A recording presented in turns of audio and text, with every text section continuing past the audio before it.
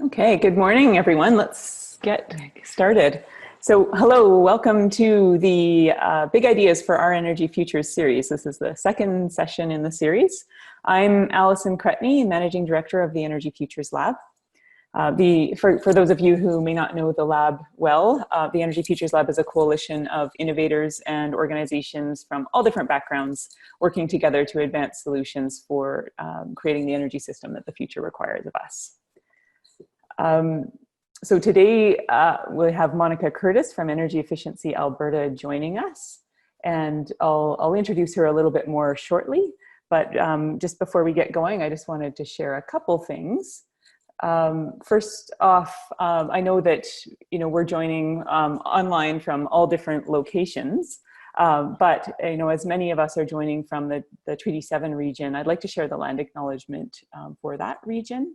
And as I do so, I just invite you to just connect with and consider and acknowledge the traditional territories on which you live, work, and play.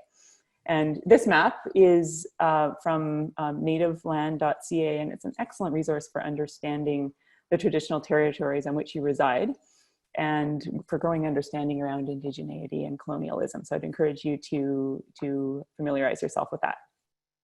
So in the spirit of truth and reconciliation, I wanted to acknowledge Mohkinstsis and the traditional Treaty 7 territory of the Blackfoot Confederacy, which includes the Siksika, Kainai, Piikani, the Tsuut'ina, as well as the Stoney Nakoda nations of Chiniki, Bearspaw, and Wesley, and Métis Nation Region 3.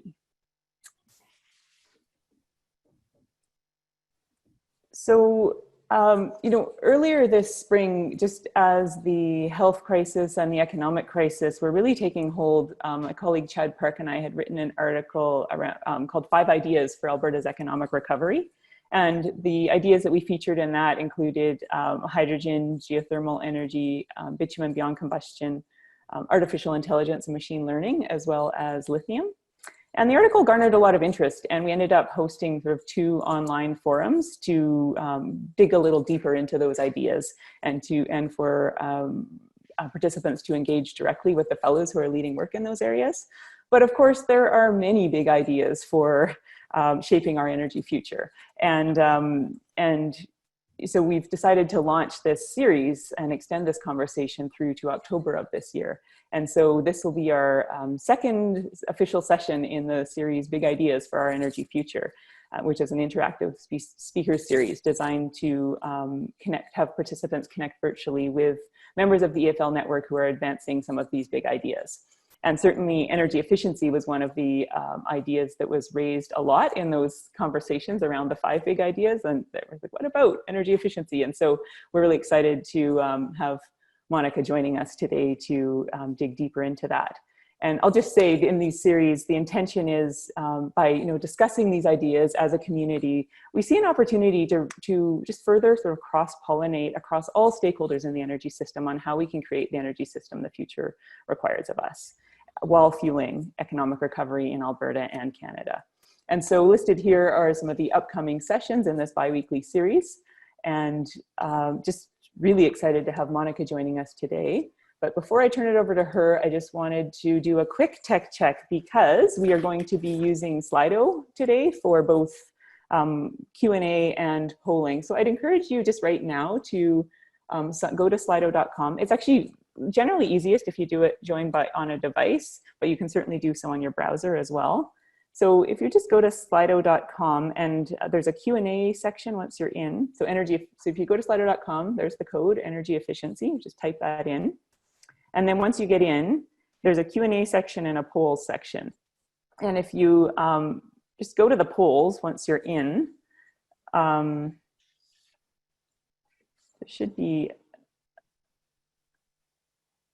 we're going to have a test poll, although I'm not seeing it there, Emma. No biggie if I don't get If you go to the next slide. Oh, sorry, I have to launch it. There you go. Thank you. So how many cups of coffee do you drink per day? So to weigh in on this very important question, go to slido.com. Thank you. We'll just take a moment here just to let people get signed on. Just want to make sure people are in Slido because that's how we'll be gathering questions as Monica's presenting. And if you are new to Slido, there you'll note once you're in the Q&A portion as Monica's speaking and there's a question that you'd like to add, you can include it. And then there's a upvoting by liking other questions that people have asked. You can essentially kind of prioritize the questions to the top, the ones that you really want to hear her responses on. All right, lots of not huge coffee drinkers in this group, actually. Okay, very important information for us to know as we head into the rest of today. Hopefully, there's enough of a caffeine intake that everyone's sharp for the rest of the presentation, though. All right. So, yeah, with no further ado, I'm just really pleased to be able to introduce Monica Curtis, the CEO of Energy Efficiency Alberta. Monica is also a member of the Energy Futures Lab Steering Committee. And so Monica and I, a few weeks ago, had co-written an article on why energy efficiency is an important opportunity for Alberta. And we really wanted to expand the conversation today by including Monica in this Big Ideas series. So Monica, thank you so much for joining us, and over to you. Yeah, thank you, Allison, and thanks for the kind introduction. When we talk about energy efficiency, it really is an interesting topic. When we're having these conversations in recent days, whether it's around every conversation seems to be around economic stimulus and what can we do in response to the changing environment in the world, COVID-19, what's the future look like for our children, what's coming up next, speculation, ideas. There's lots and lots of conversation going on about what can we do, what's different, what's new. And when we're having these important conversations, sometimes stepping back to something that's not so new is worth taking a little time for. Deploying at scale existing technology and practices can be a big idea. Do you want to go to the next slide? Energy efficiency suffers from a bit of a challenging environment. When you think of sweeps of wind turbines rolling, or rows and rows of solar panels turning towards the sun, or ideas like a new technology, whether it's a new micro turbine or some kind of piece of equipment, a single piece of something shiny and new and different. It's really easy to get excited about those. Those are the beautiful photogenic ideas that make great photo ops. A lighting retrofit, a retro commissioning project, installing air handling system. These don't sound beautiful. And sometimes they get forgotten about despite the opportunity that they represent. Over the last 3 years, energy efficiency has represented a big opportunity for Alberta and for Canada. Here in Alberta, we've invested about $250 million in energy efficiency programming by the government of Alberta. That's stimulated over $950 million in economic activity, nearly 5,200 jobs, and generated $800 million in savings from emission reductions and improved energy use. At Energy Efficiency Alberta, our programming, we've delivered a full suite of programs to commercial and industrial facilities, as well as individual households and affordable housing units.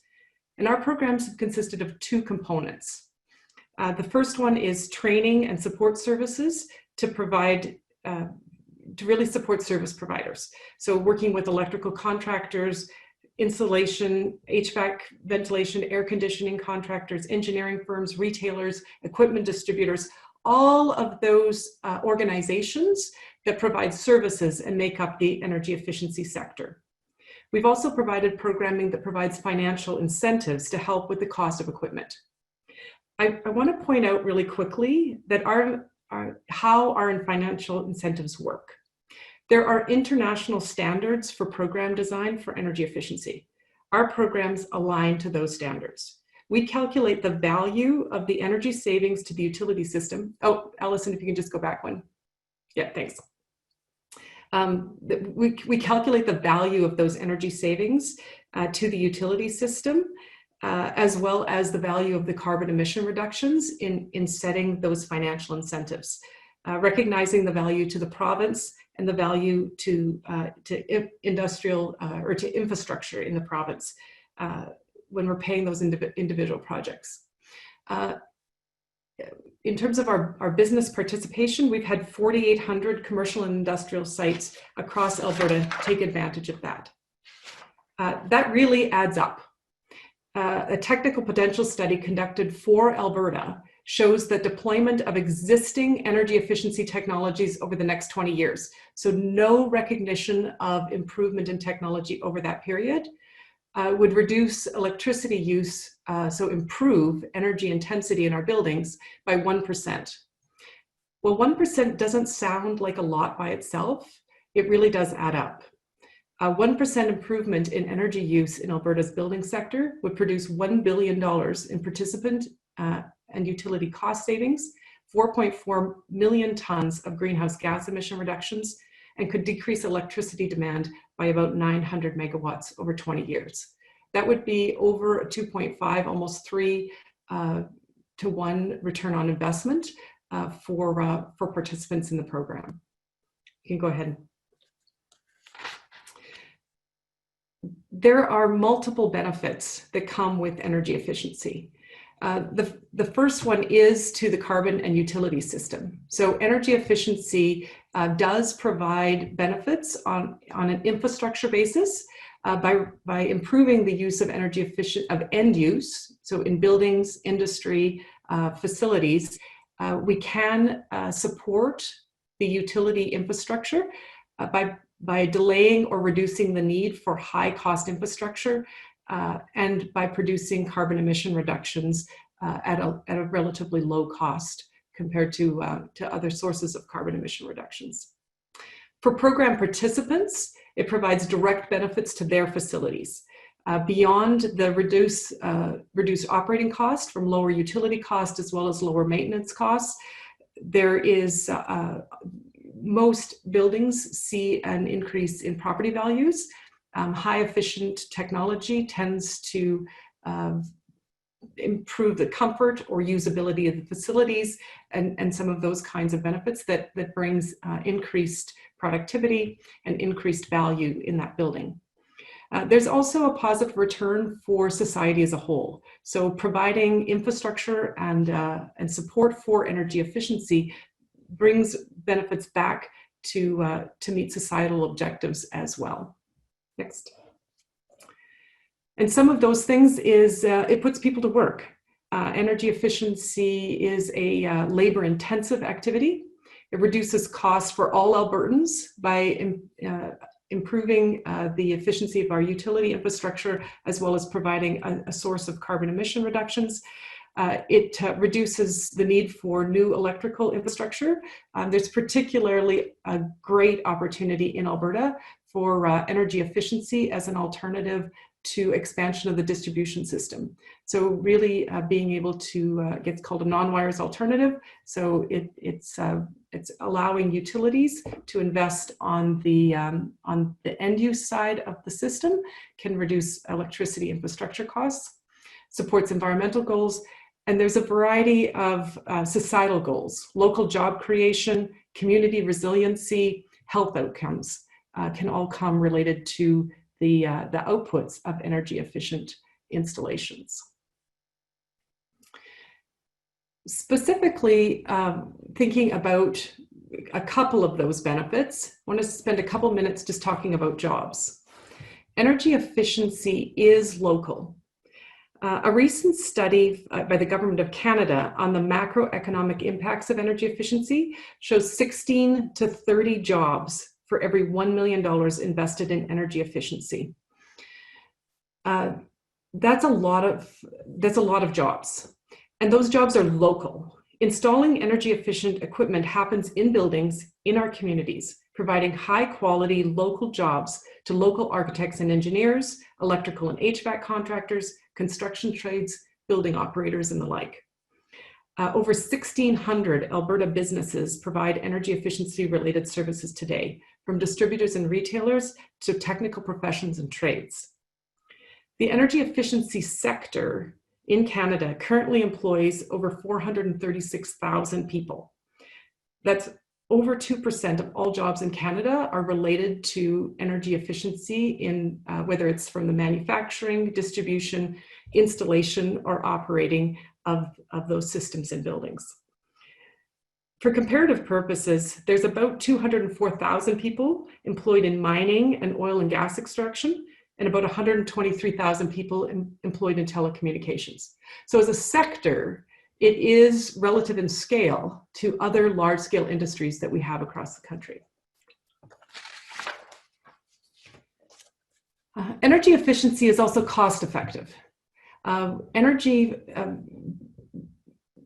There's energy on the input side, so supply, whether that's from renewable energy, from traditional energy sources, oil and gas, and the like. But there's also the opportunity to look at and treat our use of energy in our facilities. So looking at energy on the demand side and how we're using that energy. And just like any other scale, you can improve that energy use and treat that as a resource when it's on the demand side, the same as you can on the supply side. And so when you look at energy efficiency, there's been a lot of work done across North America in terms of understanding the opportunity that energy efficiency and other improvements to energy use on the facility side can have, and the impact that can have. In Alberta, we are delivering energy efficiency programming at about 2.4 cents per kilowatt hour. So it is a competitive resource compared to other sources. If you look at the Alberta Electric Operating System, for calendar year 2021, the forecasted price for electricity that would be comparable would be $57 per megawatt hour, which compares to energy efficiency at 2.4 cents per kilowatt hour, or $24 per megawatt hour.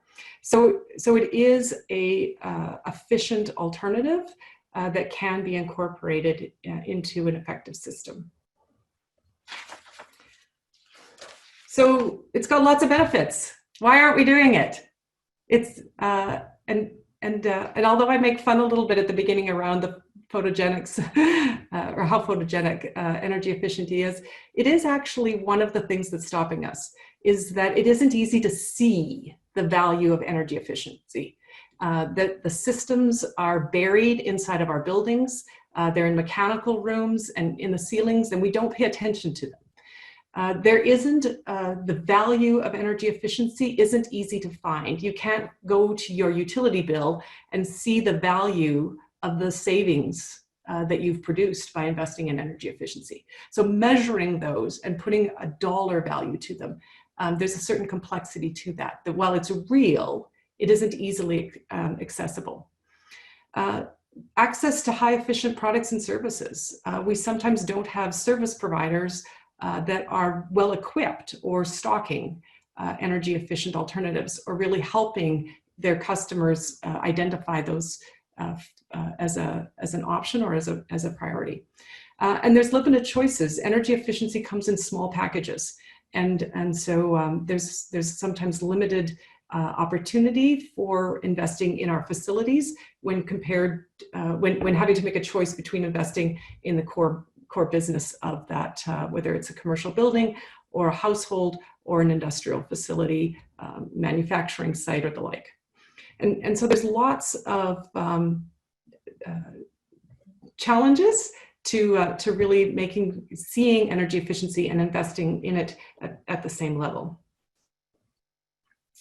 So what can we do to help that along? When we talk about the big idea, what is those big things or step changes, activities that create a step change in terms of bringing energy efficiency into the forefront as a resource that can be measured, verified, and monetized in the same way that other energy resources are today? And there's 4 opportunities that can be looked at. The first one is that Alberta is relatively unique in North America in that energy efficiency is not formally incorporated into the utility system. And so including demand side resources such as energy efficiency, but there are others. Distributed generation and demand response inside buildings would be other examples of that. But actually formally including demand-side resources into Alberta's Electric and Gas Utility Act is one step that could be taken that would increase the visibility and improve our ability to identify the value of energy efficiency. Increasing access to Alberta's offsets market for smaller projects.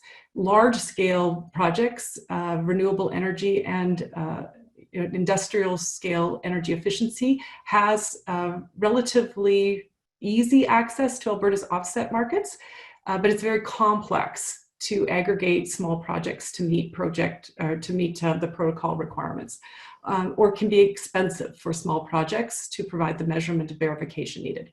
So increasing access to the offsets market is another way to increase the visibility and the value of energy efficiency. Incorporating demand-side resources into the distribution system as an alternative to increased investment and expanding those systems, and expanding measurement and verification protocols so that energy efficiency can easily be incorporated and understood as part of ESG reporting are all things that we could do that could really move this relatively available and energy resource into a place where it can be part of a much larger contribution to the goals that we have. So thank you. There's an introduction to energy efficiency and its opportunity and potential to move it into a big idea with more weight. And I'll be interested in hearing questions and the opportunity to hear what some of you have to share in the breakout group. Perfect. Thank you so much, Monica, for that excellent presentation. Tons of information in that. I know you have a deep knowledge in this space, so really appreciate you sharing some of that with us this morning. For those watching, we'll take questions in the on Slido. So again, going to slido.com and then the hashtag energy efficiency and just going to the Q&A portion is where you could submit questions as well as vote up other questions. So there's a few coming in. I'm sure others will be added. Monica, one thing I just thought I'd ask you to kind of kick off is in the article, you talked about how energy sources like renewables and geothermal, for example, have a mechanism in place that puts a price on them and thereby on the outputs of those projects, thereby sort of creating value or valuing them. And you spoke to that a little bit in your presentation. And I see there's also a question here that speaks to that a little bit as well about how you can't see the value of energy efficiency on your utility bill and why not. And yeah, just recognizing that there's not that same kind of mechanism for energy efficiency. I'm just wondering if you could say a little bit more about that and what needs to happen there, how that might look. Yeah. I think there's a couple of different layers to that. Mm-hmm. The first one is, when we look at the commercial and industrial sector, being able to increase the use of analytics in those businesses. So having access, specifically the question about why can't you see the value of energy efficiency on your utility bill? The data isn't all in one place. And so having access to timely usage information for your facilities and having the skill and reporting in place to be able to report on those kinds of things. So a part of it is the use of how we deploy technology and how we equip our building operators to be able to access that. In Alberta, there's many benefits to the structure of our utility system in that generation and distribution and transmission on the electricity side, and then generation and pipes on the gas side are separated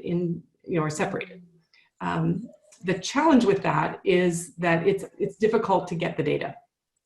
So, a big part of why can't you see it on the utility bill? Because the data comes from multiple sources, and bringing it together isn't a function of the utility, the distribution utilities, or the retailers that produce your bill. including it in the Electricity and Gas Act is a step in terms of providing the opportunity for utilities to actually engage in demand-side resources as a service for their customers, and that would be one way that that some of that additional information could be made available in the marketplace. Great, thank you, Monica. Oops, sorry, I just accidentally erased the question that I wanted to ask, but it was about the Jevons paradox, which I'm sure you get a fair bit, that idea of how, you know, by increasing efficiency, it actually leads to increased consumption. I'm guessing that that's not a new question. It hasn't been posed before. Yeah, there's lots and lots of research about that. Mm-hmm. It's not like it never happens, so I don't want to, you know, paint this as that, you know, that's not a real factor. But generally, energy efficiency is tied to our systems. So when you change your lighting system, or you change the HVAC system, or you change the air handling system from a low efficient to a high efficient alternative, the output for the user remains the same, while the consumption associated with that activity is reduced. And so you're improving the productivity of that system. Because that's the nature of energy efficiency in installations in facilities, you don't generally see an increase in usage that goes with that. Now, what you do see is the savings that come from that invested into other parts of the business, which generates more usage in a different part. So I think it's important to separate out, you know, oftentimes the utility bill doesn't seem to go down. Well, it isn't because you're just consuming more. It really is because the reduced operating cost has created the budget capability to do new things. And so you're choosing to put the money there. You could choose to put the money in other places, and that increased consumption isn't seen. Awesome. Thank you, Monica. There seems to be a fairly popular question here around Alberta not, you know, being one of the only, if not the only, jurisdiction that doesn't have centralized energy efficiency in North America, and the question of whether you see that changing anytime soon. So it is true that Alberta is one of the only jurisdictions in North America that does not incorporate energy efficiency into its utility system, or have a provincial or state agency that centralizes services around energy efficiency. There has not been a focus in Alberta around those questions at this point in time, so it's not something that we really see, you know, that there's activity in place today that would see that change. Oops, sorry. Sorry about that. Apologies, folks. We'll get back to that slide momentarily. Maybe I'll just kind of add on that while you're looking for those. Please do. Is that does create some challenges for building owners and facility owners that are interested in energy efficiency, and it does create some challenges in terms of things like ESG reporting, so environment, societal, and governance reporting that's important to investors. Having a centralized source can support those things in a way that can support those things in a centralized way for consistency. The other side of that is that there is a lot of activity going on.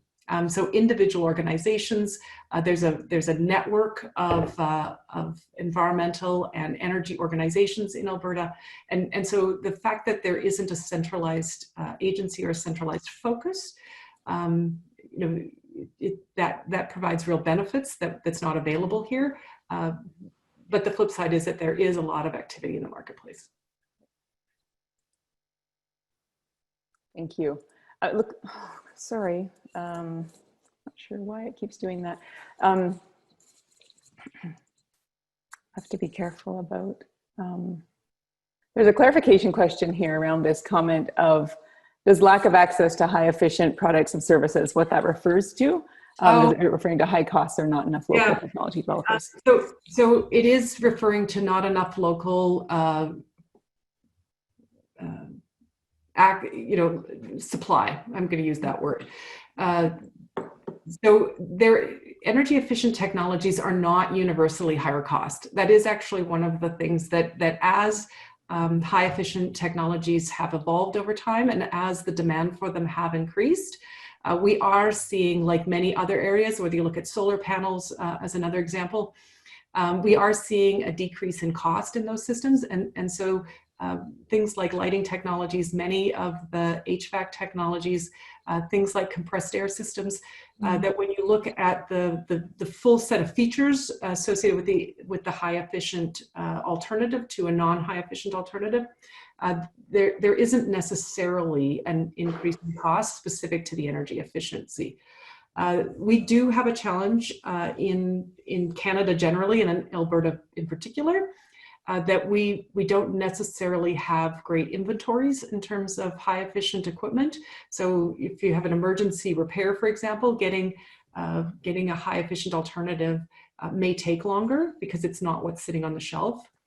And that so we have encouraging and continuing to support our service providers to increase local and timely access to high efficient equipment is where that comment was coming from. Okay, thank you for that. Maybe just while there's another, the question at the bottom there is another one that's just looking for a little bit more information on what you presented. If you could give examples of energy efficiency jobs. So there's really three categories of jobs when we think about energy efficiency. There's the equipment development itself. So when you look at the study that I made reference to, they identified 6 categories of jobs. The front end is things like manufacturing, and distribution. So it really very much is about the energy efficient equipment and getting it available in the local marketplace. The second category of jobs is around the actual installation of projects. So architects, engineers, contractors, and the like. And then there's a third category, which is building operators. And being able to work with that building on an ongoing basis to manage and make full use of the high efficient equipment in that building. So we see jobs in all three of those areas. Thank you. And how about this question around how do you see the availability of big data, analytics, and simulation technology as a way to lower audit costs and initial upfront costs in projects? I'm so excited about this whole idea of audits. I had the opportunity, some of you will know that I spent a fair number of years working in the US market before I came back to Alberta. And one of the things that we're really seeing start to emerge is the use of big data to be able to predict building and really can be as useful in design of energy efficient products as traditional audits. Being able to look at patterns in usage, being able to track the things like the impact of the external environment on the building.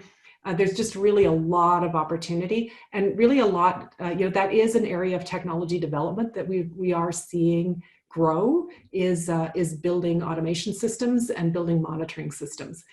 Some of the challenges that we have in the timeliness, so utility data, for example, comes at best 30 days after the fact.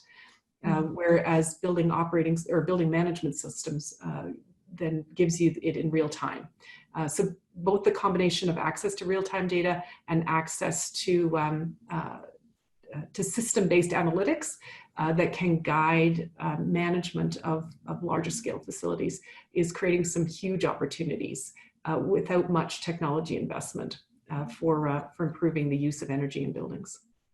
And by buildings, I mean facilities broadly. That would also include things like a manufacturing site or an industrial plant.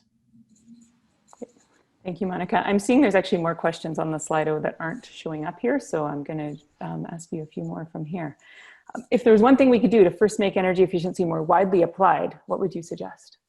I think it's putting a clear price on it. So for me, incorporating energy efficiency into the utility system or increasing access into the offsets market are examples of ways that you can really clarify and solidify, put a fine point on what is the value of energy efficiency in terms of building the business case. So I think getting kind of finding the place for demand side resources, energy efficiency being probably the largest, is a piece of it. I think the other thing is on the investment side. So when you look, I'm going to use a simple residential example because it's, we can all imagine it. When you build a high efficient home, or if you do a deep retrofit into your home, you go to the bank to get your mortgage. Financial institutions don't know how to recognize the lower operating cost and the increased property value that comes with that investment. And so it's not reflected in the risk profile for that, for that mortgage. And so energy efficient products are overpaying. They're delivering cost savings that are not being recognized in the investment, in how investments are valued. And so it's those kinds of things that really, it puts a dollar and cents onto the energy efficiency savings. So those would be the two areas that I think have really large scale impact, is being able to put things in place that make it clear what the dollar value is associated with that investment. Great, thank you. There's actually a question. Jess Burgess from Econolair posed a similar question, but it's specifically focused on technology. What 1 to 2 technologies do you see as the biggest opportunities in Alberta today, and then also 3 years from now? Yeah, I think that a little bit depends on the sector. So in terms of the bread and butter, running energy efficiency programs over the last 3 years, we've had the opportunity to walk into buildings from individual homes to small businesses, large scale commercial and institutional facilities, and manufacturing and industrial facilities.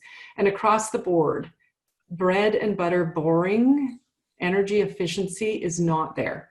So lighting systems, there's a huge opportunity for things like LED lighting that still exists in Alberta. It's not sexy technology, it's not even new technology, but wide scale deployment of some of those very high efficient motors has a fairly good penetration in the province. But when you look at some of those simple but often overlooked systems and facilities, so I would say that's one area, is that we still have lots of opportunity around pretty fundamental energy systems in buildings. So HVAC and lighting would be the best examples of those. I think the whole, related to an earlier question, I think what's emerging that's really exciting, it's building automation and building management systems, being able to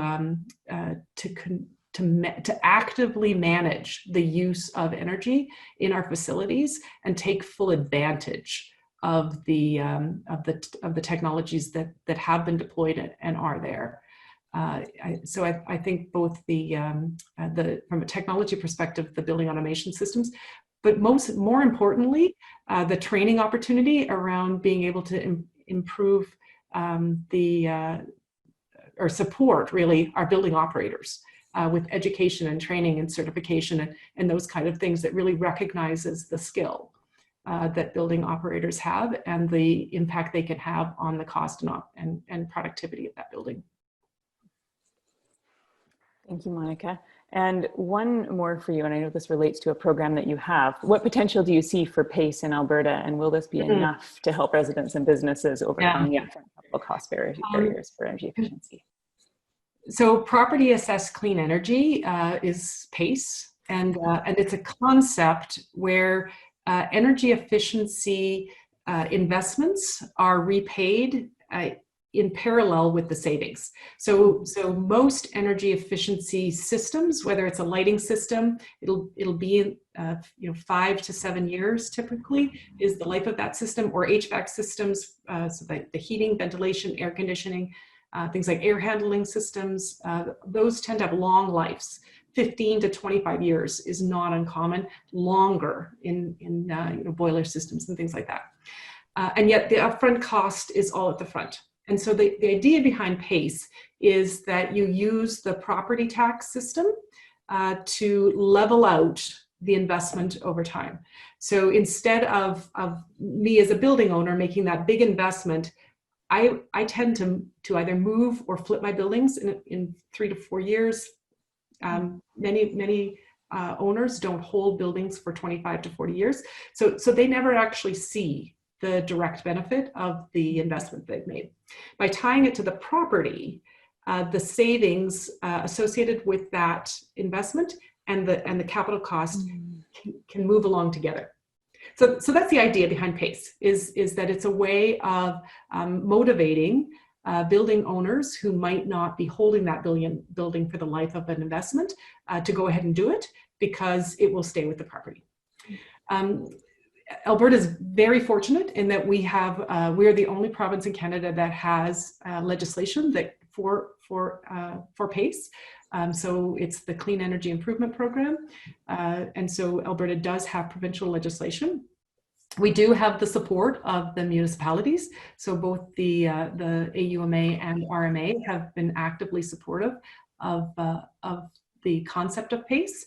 And we have a number of municipalities across the province that are going through the steps of making that available in their jurisdiction. So in terms of the opportunity, I think there's lots of opportunity, and there's good infrastructure starting to be built.